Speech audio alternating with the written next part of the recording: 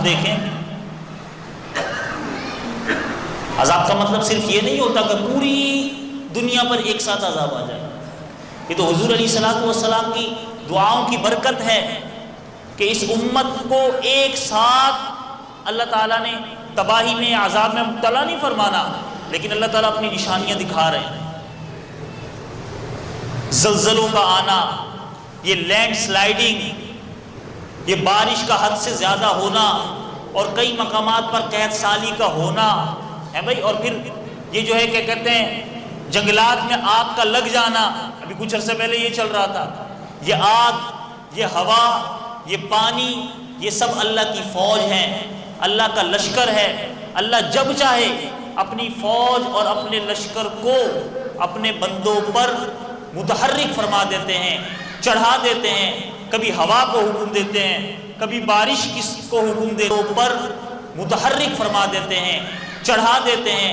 کبھی ہوا کو حکم دیتے ہیں، کبھی بارش کو حکم دیتے ہیں، پانی کو حکم دیتے ہیں، کبھی آگ کو حکم دیتے ہیں. اللہ کے لیے کوئی مشکل نہیں ہے.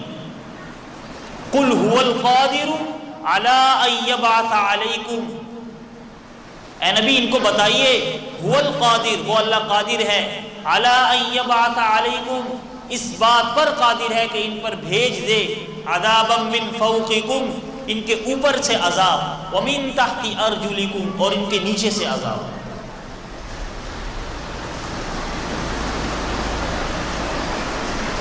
ہم کہتے ہیں نا یار مہنگائی بہت ہو گئی ہے، معیشت کہاں سے کہاں چلی گئی ہے، کاروبار کا کوئی اتا پتہ نہیں ہے.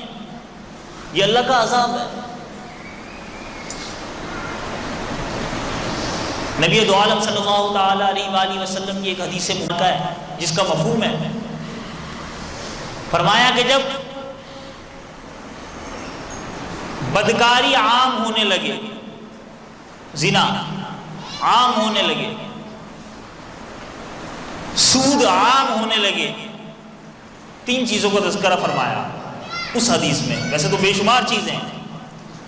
فرمایا کہ جب بدکاری عام ہونے لگے، سود عام ہونے لگے اور شراب خوری عام ہونے لگے تو اللہ تعالیٰ کی طرف سے ایسے عذابات آیا کرتے ہیں جو زلزلوں کی صورت میں، آگ کی صورت میں اور سیلابوں کی صورت میں اللہ تعالیٰ کی طرف سے آتے ہیں.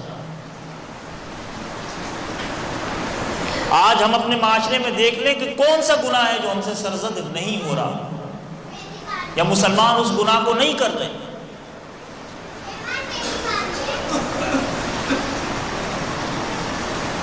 حدیث مبارکہ میں آتا ہے، ہم کہتے ہیں نا بے برکتی ہے، کچھ نہیں ہے ہمارے پاس، معیشت کمزور ہے، رزق کی کمی ہے. حدیث مبارکہ میں آتا ہے کہ جب قیامت کے قریب سیدنا عیسیٰ علیہ الصلوۃ والسلام تشریف لائیں گے، وہ لمبا واقعہ ہے، مختصراً میں ذکر کر دیتا ہوں.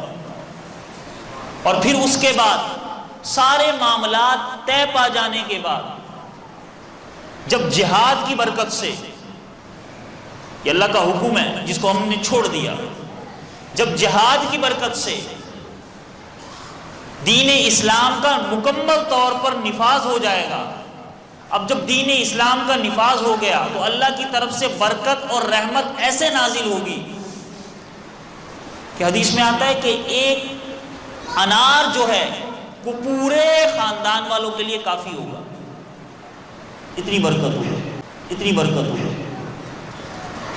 اور جو انار کا چھلکا ہوگا، اتنا بڑا انار ہوگا، اس کا جو چھلکا ہوگا وہ پورا خاندان اس کے نیچے سایہ کر کے بیٹھ سکے گا. حدیث مبارکہ میں. اور جب دین اسلام مکمل طور پر زندگیوں میں نافذ تھا تب ایسی برکت پہلے بھی تھی. جو گندم کے دانے ہیں نا، چھوٹے چھوٹے چھوٹے چھوٹے، ہم کبھی تاریخ کا، سیرت کا، حدیث کا مطالعہ کریں تو بعض جگہ یہ ملتا ہے کہ گندم کے دانے حضرات صحابہ کرام رضوان اللہ تعالی علیہ مجمعین کے زمانے میں اتنے تھے جتنے آج کل کھجور کی گٹھلی ہوتی ہے.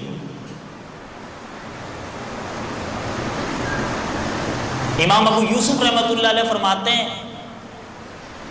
کہ میں کھیت کے پاس سے گزر رہا تھا تو میں نے اس وقت یہ کیفیت دیکھی، لوگ جو تربوز کھیت سے توڑ کر اونٹوں پر لاد کر مارکیٹ میں لے کر جا رہے تھے، اس تربوز کا سائز اتنا ہوتا تھا کہ اس کو بیچ سے آدھا کیا جاتا اور آدھا حصہ اونٹ کے ایک طرف اور آدھا حصہ اونٹ کے دوسری طرف رکھا جاتا اور ایک تربوز کو ایک اونٹ اٹھا کر لے کر جاتا۔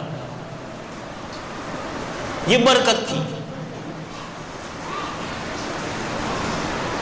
چلیں، ہو سکتا ہے یہ باتیں ہماری سمجھ میں نہ آئیں، ہمارے جو بزرگ ہیں ان سے ہم پوچھیں کہ آج سے 20 سال پہلے 30 سال پہلے جو پھلوں اور سبزیوں میں ذائقہ تھا وہ آج ہے؟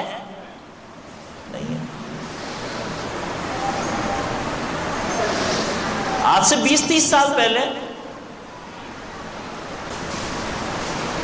وہ ذائقے نہیں ہیں، ہوا وہی ہے، موسم وہی ہے، سورج کی تپش وہی ہے، چاند کی چاشنی وہی ہے، لیکن ہمارے گناہوں میں اتنا اضافہ ہو چکا ہے کہ برکت اٹھتی چلی جا رہی ہے، اللہ تعالیٰ کے عذابات اور مصائب ہم پر مسلط ہوتے چلے جا رہے ہیں۔